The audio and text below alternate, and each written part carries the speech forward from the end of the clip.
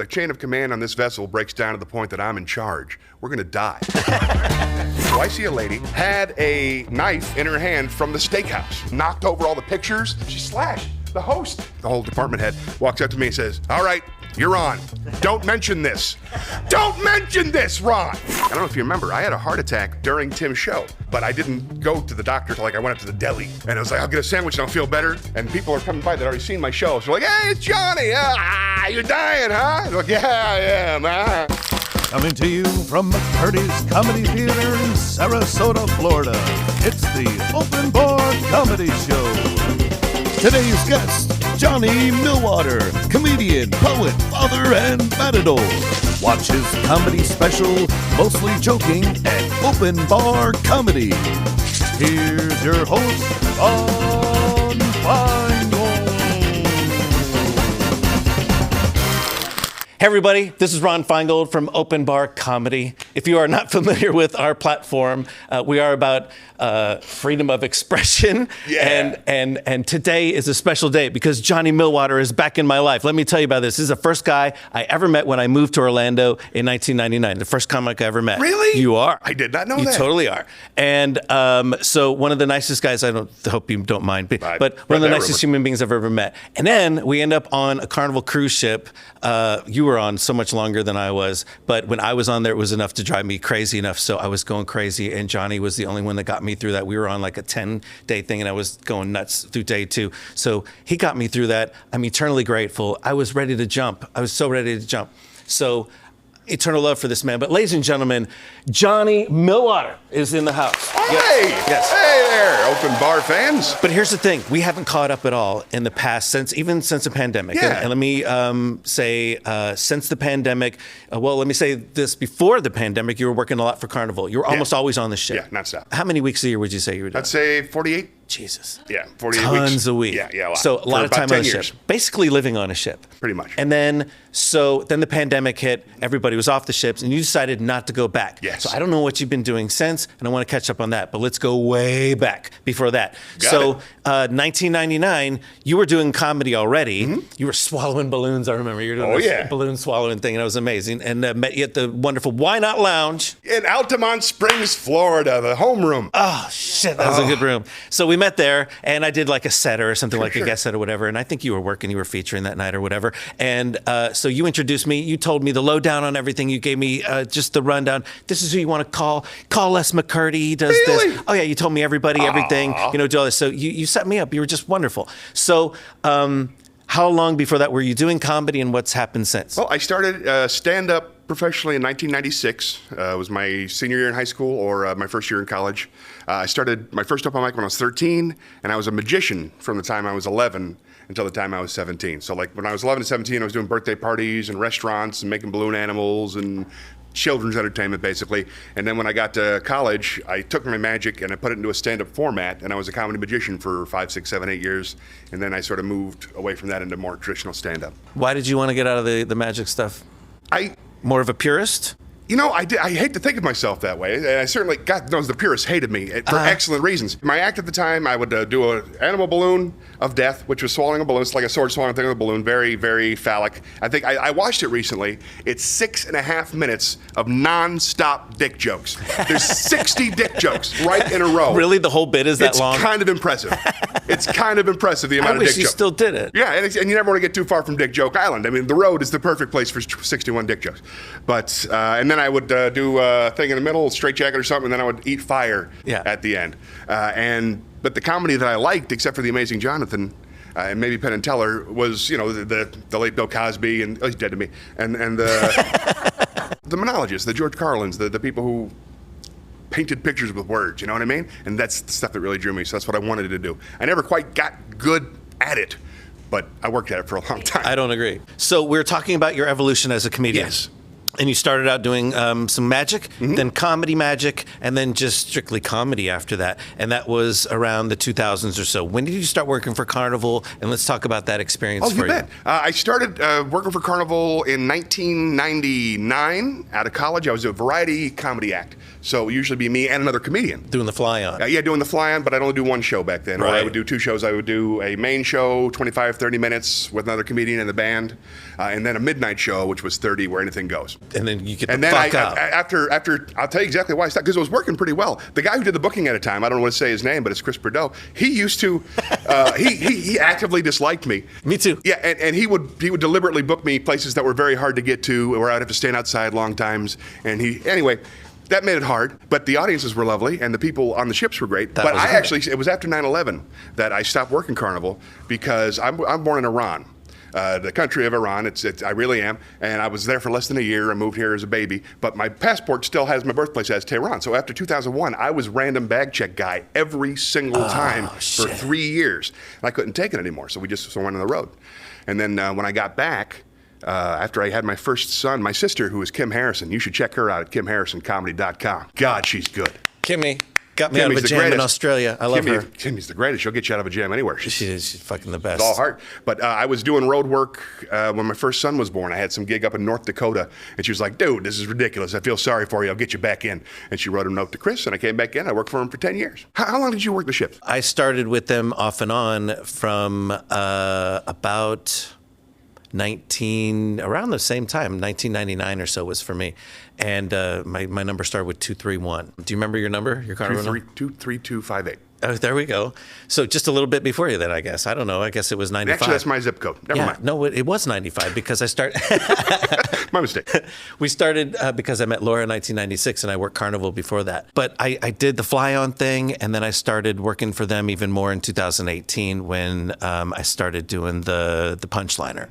And I did a good 2 years, and I was just ready to jump off after a while. Oh, not as many as you, because I wasn't as rated as high. I had like a 3, I had a 3 or a 4 at the most, and a 5 is the best rating that you could get. And I never I would like to point out that that's a horrific way to handle comedians, rating us on a scale of 1 to 5, rating artists on a scale of 1 to 5. Are we allowed to curse? Absolutely. That is so fucked up. It is. And a 21-year-old is doing it. And to tell whoever's doing it, and then to tell them, this is your rating, you're not as good as this comedian over here. We have enough of that shit in our own head. We don't need to be motivated like, people who are working for minimum wage. We do stand-up comedy for a living. When we kill, it feels good. When we die, we feel bad. You're completely submerged in that moment. And if you're on a ship, you're submerged in that world. God forbid. I bombed, Literally. once, I remember. And it was just the whole rest of the week was really, really rough. Seeing everybody at breakfast and everybody's avoiding eye contact. And I remember this moment specifically. It was the bad recognition. They'd be walking down the hall. They look up. They see me. They're like, hey, I know that guy. Oh, shit, it's that comedian. I didn't like him. Okay, so let me share the movie. Yes. So I would see that 4 to 5 times a day, and it would make me very sad. Yeah. Yeah. So I guess that would be the reason why you didn't go back. Oh, it's just one of them. The whole thing is it's mental psychological, health, right? Well, the travel's nuts. Let's just talk about the lifestyle. Let's talk about. Let's say you're a fly-on comedian. Let's say you're doing a back-to-back. Okay. If you're getting a counter cruise, let's say you're doing a 5-day. That's most of the stuff I did, like the fantasy class, the middle of the road. You would fly in on day 1. You would have one show that night, usually very dirty, very, very, very drunk.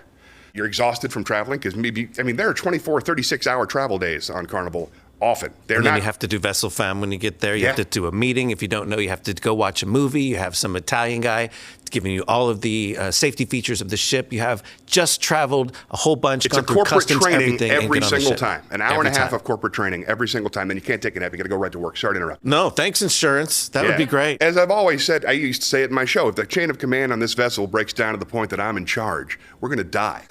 You don't want me in charge of safety in any way.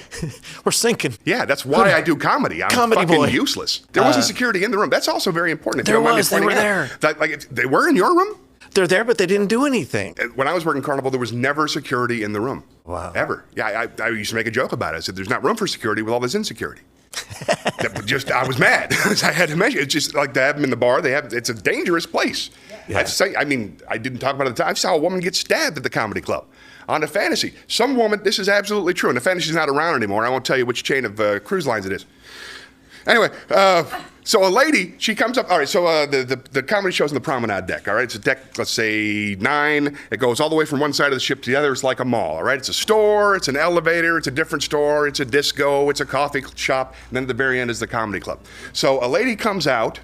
And a whole bunch of photographs. There's a whole bunch of people with sort of backgrounds where you can pose in your fancy clothes and take pictures in the background. That's what she's walking past. So I see a lady, probably about 350 to 375 pounds, red shirt like the Kool-Aid Man, no underwear of any kind. She was no pants, no underwear of any kind, genitals visible.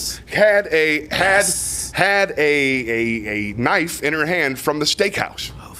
Clearly intoxicated, beyond intoxicated. We've seen thousands of drunk people. This lady has been cheated on and intoxicated, or she's on coke and somebody stole from her. Something happened where she went over the edge, and she went down the entire aisle, the promenade. She knocked over all the pictures. She did slash to people. She slashed the host of the show. Yeah. This was like at 11:58 this went down, okay? Show starts at 12. So she comes in, she slashes everybody, she slashes the host. Security comes up. They don't tackle her. They don't stop her. They make a circle around her, like they're doing the hora or something. They're gonna pick her up on a chair and take her out, but they don't. And they just say, put the knife down, They're all Indian. It's not a stereotype. Literally, the people who work in security are from the country of India. They say, put the knife down, put the knife down, put the knife down. And then they just sort of walked her away. And then the entertainment manager, the whole department head, walks up to me and says, all right, you're on. Don't mention this. Don't mention this, Ron. It never happened. Yeah, I said, I remember that show because it didn't go great. And people were all shaking around you Of everywhere. course they were. It was terrifying. Yeah. It was amazing. I've never seen anything like it. I had 2 dudes that were about to throw down in the very front of the stage, and they were right there, first row and second row. He's like, I'm going to kick your fucking ass. Jeez. I'm going to kick your ass. So they're doing this back and forth. I'm keeping everything going. I'm trying to just ignore them, let this thing fizzle out, let them, because, I didn't want anything to happen with it. And it did. It fizzled itself out. So I told the comedy club manager about it, who was not a 21-year-old kid, if you know what I mean. I do. And he said that I should have stopped the show and gotten security to come out and stop that fight and did everything. I'm like, no, I had everything going. It would have gotten the momentum going. So I had a difference of opinion with him. But that was the thing that drove me crazy, is we were being evaluated by kids. And that's the thing I love about our format here, is that we're talking about we're not towing the company line anymore, because we couldn't talk shit about the company that was the hand that fed us. I don't care if I go back or not. It doesn't matter to me. But the thing is it was an act of Congress for us to get a washcloth in our room. People don't know, we're put in the bowels of the ship. There's no window or anything. You give a comedian or an entertainer 10 by 10 feet? A box room to stay in. If you've ever seen, this is the way I describe it to my friends, if you've ever seen Orange is the New Black, it's a prison show. Yeah. It's a women's prison show. The room that they use for solitary confinement is identical to our cabin. It's the same thing, except there's 1 bunk instead of 2. There was no soap. There was no washcloth. They had a towel. And you had still to ask had for to certain tip things. $3 And you had to a tip day. them like $3 a day. Just to to not stay do out of your anything. room. I'll give you $5. Just don't knock on my door. I get 3 hours of sleep. Yeah, it drove me crazy. Yeah. But you handled it so much better than me, because you did it so long. I mean, you were always out there. Why were you out there so much? Why? I was just forcing I was so desperately unhappy and lonely and suicidal. I was suicidal for the last 7 years. I thought about it all the time. And obviously, Yes, you did too. I did. I had flashes of it, and that's gone away. Yay! Since I got away from Carnival. But what was the question? What kept you going? What kept going why out? did you keep going out? I just on wanted to Carnival be around people. I love people one-on-one. I'm not crazy about cruise ship people. Like the folks who work on cruise ships are the best people I've ever met. They're strong. They're able to endure incredible hardship and come out smiling and positive and have the mental fortitude to be decent people in that situation. They're amazing. Mad respect to everybody doing love them. The folks who take the cruises are not my people. They're just not. They don't value the same things I value. So especially that trivia. audience. I like trivia. Yeah. So I'll go out and I would do a trivia, and then I would walk in the morning just to get sunlight on my face. I had sort of become a hobbyist of trying to fight depression. I had read all the articles and found all the things that you're supposed to do. You got to get sunlight in your eyes in the first 10 minutes, and a little lemon juice in the morning helps with the metabolism, and a million little things, until the point where I planned out my day second by second so that I wouldn't have time to sit and go, oh my God. And by doing that, I was able to keep moving forward much longer than I should have. But you would say that you stayed out there long enough for your mentality to go, I'm suicidal. I don't want to be out here anymore. I think the biggest problem with being on the ships is, it's very hard for people to imagine that it's hard. You can't tell anybody. It's just, it sounds like it's an awesome, glamorous job. And the It's a show's vacation. fantastic. Yeah, exactly. The show's fantastic. But nobody cares about you. That's and which is fine for a week, for a month, for 3 months maybe. But to be on a ship where your life is on the line sometimes, you're just surviving out there and nobody cares if you're happy or unhappy. You got to show up on time and that's it. And then the time that you do come out, it's never like, hey, good job. It's always, 1 to 5 at the end of the week and they tell you about, whatever gay dreams they had. Yeah. And just not having anybody care about me on the one side hurt and made me feel empty and not like I'm being a human being. It didn't feel like a human being. I felt like a cog, you know what I mean? And on the other hand, being famous all day made me nuts. People don't understand, they can't, and who would care? The idea of being famous temporarily in one small place and then being not famous everywhere else, wouldn't that be great? But the idea of not being able to get in the elevator without people talking to me, and you could see me doing it now. I get real tense around people, and it's not because of them, it's because I'm an asshole, and I don't want to say something stupid and horrible to them. Yeah. And so that made me very uncomfortable, not being able to eat, not being able to, without people. And usually they were very nice. But sometimes, one time I was just up on deck in the sun, just lying down, and some 17-year-old girl came and slapped me on the top of the head as hard as she could. Like, you're that comedian! Like it was her first beer or whatever it was. Yeah, nobody cares, and you become like a fake version of yourself. Mm-hmm. It's an unreal environment. It's its own culture. Fakes too soft a word for it, I think. But it is very much its own culture. It's very much its own, very 1984. It's as if it's a fascist government that's running your daily life. They're doing it for profit, but it's this very specific set of rules, constantly being watched by. If you read 1984, the lifestyle they lived, the job is slightly different, but it's pretty much the same thing. Anytime I met somebody who was new, I said, make sure you read this so you understand what they're doing. Make sure that's why we dress differently. That's why they set up this whole caste system where these people eat here and these people eat there. It's all manipulation. And it was inhuman and it bothered me a lot. Would you say the pandemic was the catalyst that got you off the ships then and started a different direction? Without question, because I had a heart attack. I don't know if you remember. I had a heart attack on New Year's Eve 2020, 2019. No. Yeah, I had a heart attack on a ship. No. Yeah, I was doing the New Year's Eve show on Sunshine or something like that. And after I'd done all my shows, it was me and Tim Cavanaugh. And I was on for 5 days. He did the first 3 days. No, I did the first 3 days. He did the last 2. And I had a heart attack during Tim's show. But I didn't go to the doctor because I was just like, they can't deal with that here. So I went up to the deli. And I was like, I'll get a sandwich and I'll feel better. But I didn't. I got the sandwich and I sat down. Because when you're on Carnival, the last thing you want to do is go talk because you'll lose your job. You'll appreciate this too because I collapsed on the table, right?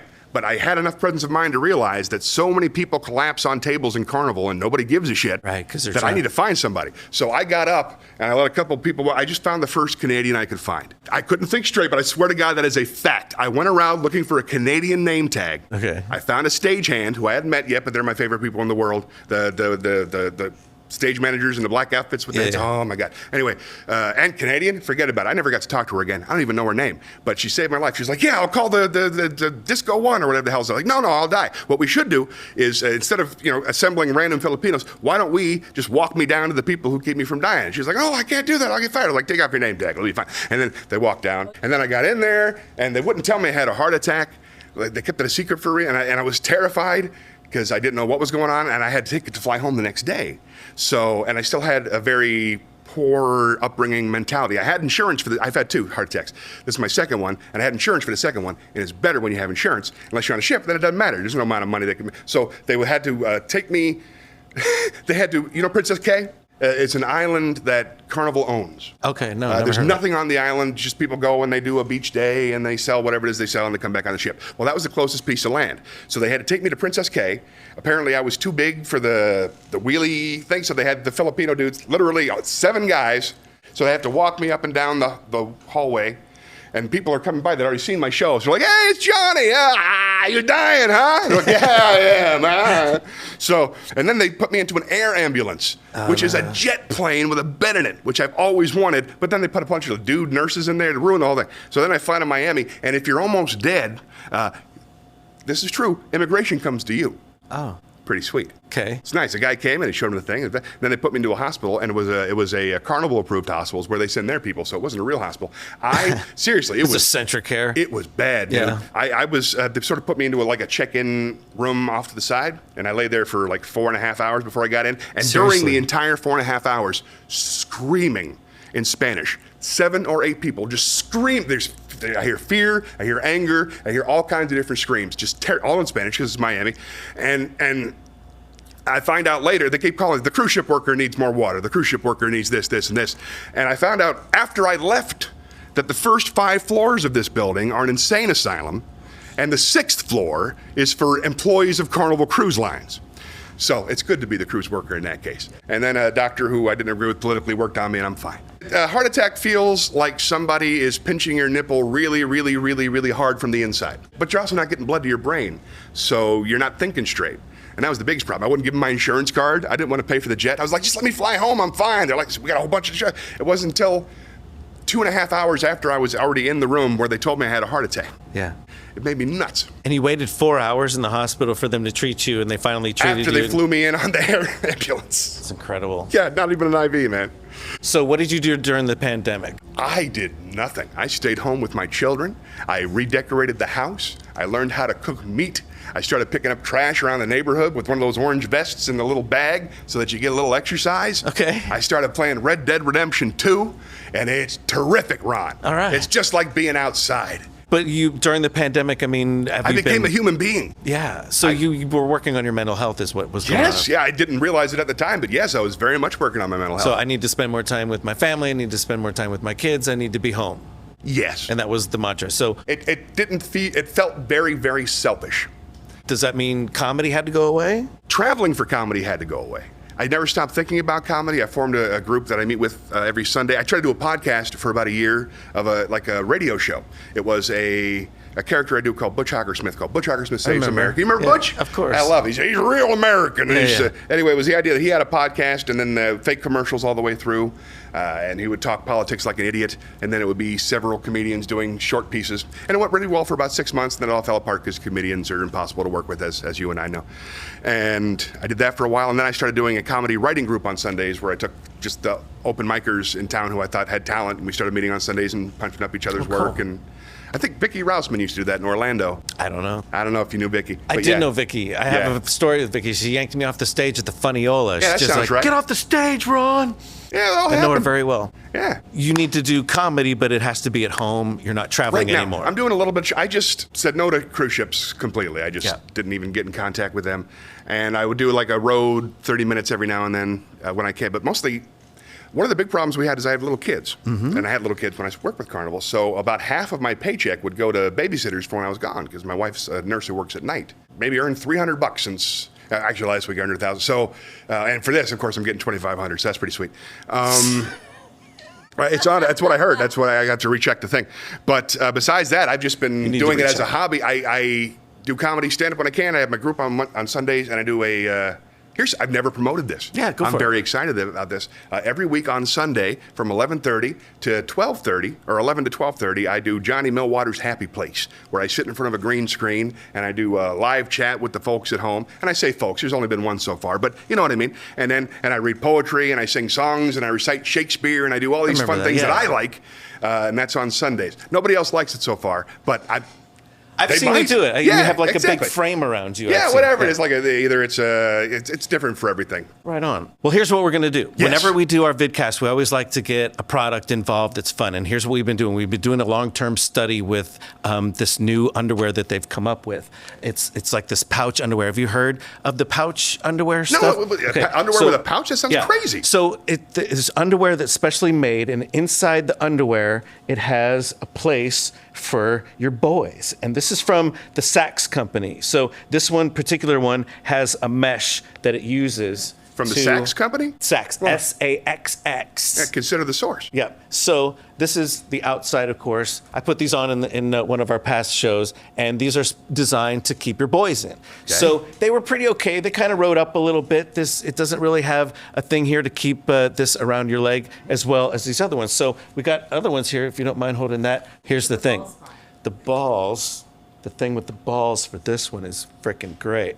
How many balls do you have? I have 2. Okay. Yeah, but this one is like more designed to keep the boys in check, to keep them in place and everything. This is all Citizens, by the way, so it's great material. It feels very breathable. Not racist. I appreciate and that. Stretchy. It's available for all citizens. But here's the thing. Check Mostly this out. women. On the legs, there's this thing as well that keeps it flush on your legs. It's like having a garter belt. So not only does it keep it, But it's manly. like a garter belt for men. Yeah, it's like a ball bra. Here's the thing. This thing is, if you want to use it, it's to bring your dink out to take a piss. Ah. Yeah, so and then you just put your dick I in do there. that like 3-4 times a day. I'm going to go put these on, and I'm going to put my boys inside the thing there, and I'm going to compare it to the Saks Company. I'll be right back. Yeah, you go. Take care of the thing. I'm sure if I had my jeans on that these would not be riding up because they're not moving. They're not moving at all. What did you say? What? Nothing. I was talking to the cameraman. I said you're going to need a long lens. Carry on. I had to put my balls into the thing physically. They Sure. didn't just go right into it. I had to put them in there because they're laying low. Yeah. But once I put them in there, they felt really good and supported is what I'm saying. Like I'm doing. Look at his face. That's what I'm trying to sell. Look how happy he is. Look how well supported. Look how confident this man looks. That is because of the way his balls are being held. If there is a man in this country with 2 balls and no support, this is the guy to talk to. He will hook you up with a pair of underwear. The future of ball-hugging technology is here today. All citizens. And it's open to all citizens. All of them. Everybody. If you're from Mexico, I'll get you a pair. I know a guy. Sorry, you're saying. No, it's good underwear. It's good shit. This is the one so far. This is the one that wins. This is your first special, and I'm so happy because I kind of feel like I'm pulling you out of retirement. For Yeah, this. you definitely are. If you don't And so want to remember me, Ron. I'm stoked. I mean, Me you've too. done warm-up gigs and everything, and you're Oh, ready yeah. for this. And tell me what, are you pulling out some greatest hits? Do you have new stuff? What are you doing? I am pulling out my favorite 25 to 30 minutes of bar comedy. This is dirty and cheap, and there's no redeeming value to it whatsoever. It's just laugh after laugh after laugh, titty jokes, and the ball stuff. I'm going to write about 3 to 5 ball jokes tonight. I have no doubt. I wasn't even thinking about them before I came in, and now it's all I can think about. So, yeah, it's just real simple, real fun stuff without any heavy-handed pushing.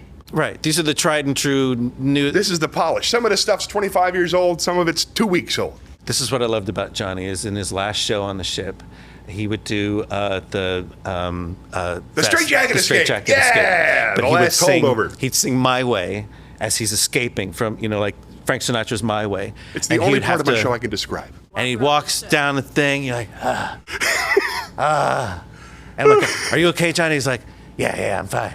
Just let me do this thing." I'm a big Ric Flair fan, and every time I've seen Ric Flair, he's a professional wrestler for the folks at home.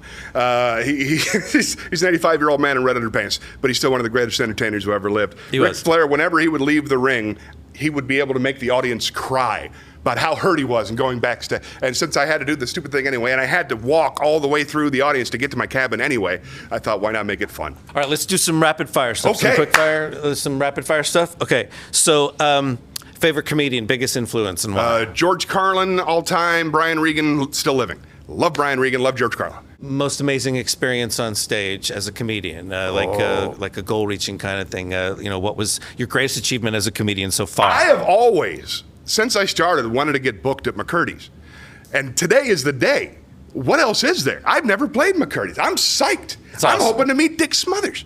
But I could tell you the worst moment. Yes, please do. This is very clear. This was here in Florida. Most of the bad memories are. This was opening for a guy named Mongo Tom Stokes. You remember Mongo Tom? Biker comic. Never. Big bearded dude. Awesome. Never heard He of booked him. me at a biker bar back when I was a magician in a suit, 17, super cute, And he didn't show up.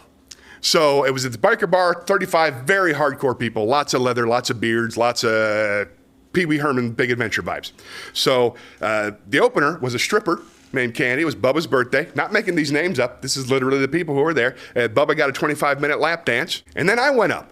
Like, hey, everybody, how you doing? Hey, I do 2 things, comedy and magic. So if it ain't funny, it's magic. Hey! And they hated me. And I did my entire act, and the closer was the Straight Jacket Escape at the time. The woman who I brought up on stage to put the straight jacket on me. The straight jacket is 2 arms that go in the front and a little strap that goes down there at the bottom to hold it on. So she put the arms on, and then she yanked my pants and my underwear down. Oh shit! Yeah, and I had to do the escape with my dick hanging out. And the headliner never showed up, so that was the closer. And fucking A, because you're not going to follow that. You're not going to follow my dick escape from a straight jacket. I love it. So what would your greatest goal as a comedian would be? I hadn't really thought about it. I don't really think in those terms, man. I'm just hoping to get another gig. I stopped lusting for fame and fortune and lots of attention a long time ago. So now my day is about doing the stuff I like doing. And that's your children, basically, right? It's my How old are children your and then kids? my art and my wife and my community in Charlotte. I have a 9-year-old girl. I should learn her name. Jim Gaffigan. I owe him money now. And I have a son who is 14. He's 13. He'll be 15 next week. He's Orion. I remember holding Orion when he was a little baby. That's probably the last time I saw him. Yeah, He's I have my a size picture. now, dude. Looks exactly like me. Same height, same big round moon face. Poor bastard. What would your He's goals be for them? sweet. What do they want to do? Sweet. Well, Charlotte is just now starting her first play. She's in Moana Junior. Okay. Which doesn't make any sense to me. And she's white, so she got a very small part. But so she's learning about acting and about theater, and she loves to sing. I hear her singing in her room every night. Mm-hmm. So you have a theater geek on your hands, just I like hope yourself. so. My little one, yeah. And my son Orion, he just loves playing video games and being nice to people, and he's into Pokemon, and he's into Fortnite and all the standard 13-year-old stuff. I'm sure the other 13-year-old stuff, I haven't even caught him yet. He's doing great. What's the name of a comedian when you were on the road that just blew you away? Derek Richards. I had the pleasure of opening for Derek Richards on 6 or 7 occasions when I was a magician, and he was never particularly nice to me because I was an asshole and hard to follow. Not because I was a particularly good comic, but because I was. He probably thought you were a hack. Yeah, and he was right. When I watched Derek perform, I stood in the back and I went, "Wow, that is the level of quality that everybody should be." He's Tom polished. Simmons. Tom Simmons is another one. Tom Simmons, I don't know if you ever seen him. He's out of Greensboro, Yes. North Carolina now. Yes. He is astonishing. I think he has 7 or 8, 9, 10 albums, something like that. Always has something interesting to say. First comic I saw do material about 9/11 after 9/11 that wasn't lazy. It During was the interesting. pandemic, he was doing a YouTube thing, I think, Yeah, that he had- was he had- kind of like politically motivated or just Yeah. kind of like current event stuff. Yeah. Give me a name of somebody that you've always wanted to meet that you haven't met. You met George Carlin, didn't you? T.R. Kirkland. I'd never met George Carlin. I never got to see him perform live, which I will always regret. Before he died, I wasn't a fan. Before he died, I didn't understand that there was a possibility in stand-up comedy past laughs. I was still at the point where fame, fortune, and big laughs are what I'm going for, and that's it. And I didn't realize there was another level. I could see it, but I was just like, that's not funny. I didn't understand how difficult it was to put challenging concepts into stand-up comedy form. Mm-hmm. And also the rhetoric and the poetry and the flow and the performing and the voices and the characters. I mean, George Carlin did everything better than everybody. No, that's awesome. Yeah. I'm glad this is coming full circle because you're still in comedy. You still dabble in that. It's still a love of yours. You still love the art form, but you're I'm still also gonna doing the go other at it. things that are important as well in your children and having a presence in your children's life. So Johnny Millwater, who is back in the comedy world. His comedy special with Open Bar is called Mostly Joking, and you should check it out right now. So we're going to wrap it up tonight with Johnny Millwater of the Open Bar Comedy Show. Thank you so much for coming out, Johnny. You're amazing. I'm so excited about your special. Anything for you, Ron. Absolutely. And thank you for joining us today. We will see you next time. Go check out Johnny Millwater's special.